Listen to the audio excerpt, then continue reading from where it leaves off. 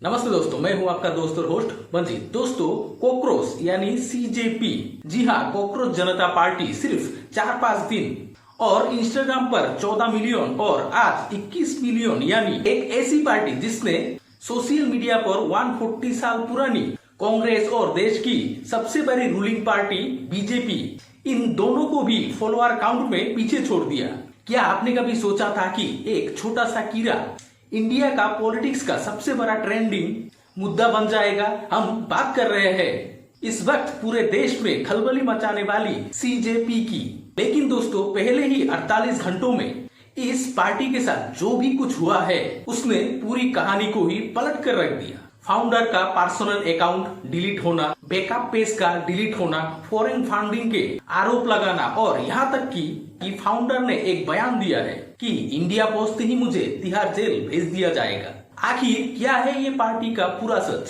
ये एक real revolution है या फिर कोई पीछे से चला रहा हुआ मास्टर प्लान? इसके शुरुआत से लेकर आज तक की सभी रिपोर्ट आप लोगों के साथ शेयर करेंगे। दोस्तों, वीडियो को अंत तक देखना क्योंकि ऐसी इंफॉर्मेशन आपको कहीं और नहीं मिलेगा। कहानी की शुरुआत होती है 15 मई को सुप्रीम कोर्ट में एक केस की सुनवाई के दौरान चीफ जस्टिस सूर्यकांत ने एक ओरल रिमार्क यानी एक टिप्पणी की। उन्होंने सोशल मीडिया और आरटीआई एक्टिविटीज के रूप में घूम रहे कुछ लोगों पर गुस्सा जताया और कहा, सोसाइटी में पहले से ही कुछ पैरासिट्स है जो पहले से ही सिस्टम पर अटैक करते हैं और कुछ युवा कॉकरोच की तरह होते हैं जिन्हें कोई रोजगार नहीं मिलता या प्रोफेशन में जगह ही नहीं मिलता। वो मीडिया, सोशल मीडिया और आरटीआई एक्टिविस्ट बन जाते हैं और सबको टारगेट करना शुरू कर देता है।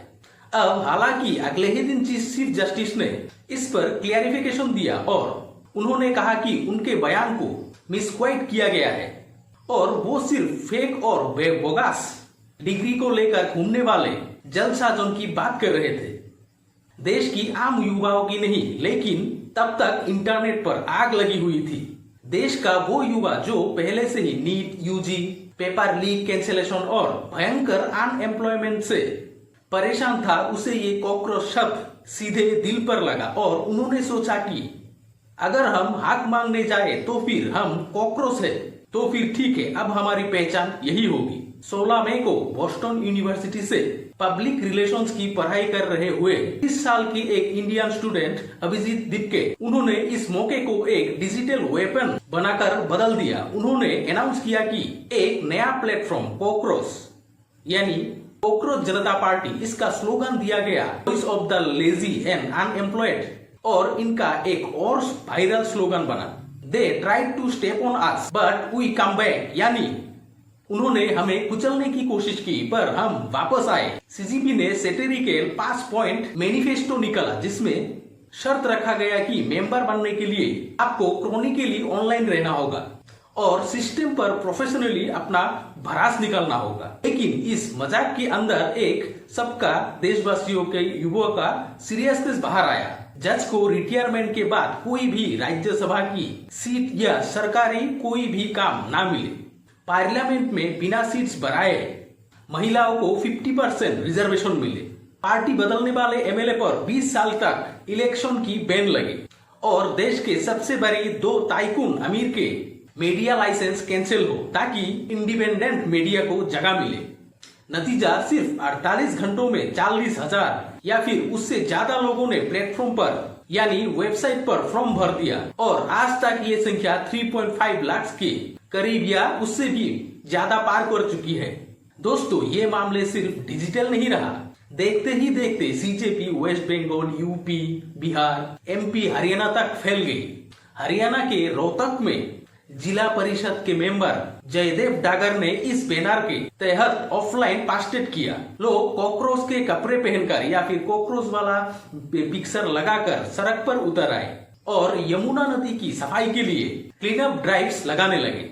यहाँ तक कि क्रिप्टो मार्केट में सीजेपी नाम का मेम्स वाला कॉइन लॉन्च हो गया जिसने 24 घंटों में 400% का रिटर्न दे दिया। सियासत में भी भूचाल आ गया और आप नेता मनीष सिसोदिया ने एक वीडियो बनाया और कहा, अगर मगरमच्छ और कॉकरोच की लड़ाई हुई तो मैं सीजेपी के साथ खड़ा हूँ। कांग्रेस एमपी शशि ठाकुर ने इसे युवाओं के गुस्से का सबसे बड़ा एक्सिट बताया। महुआ मैत्रा और कीर्ति आजाद ने भी इसमें शामिल होने की इच्छा जताई।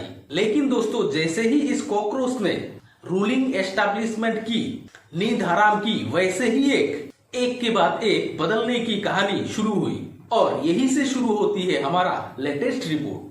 सबसे पहले सरकार की लीगल डिमांड पर इनका official x account @CJP2029 India में बैन यानी विथहेल्ड कर दिया गया।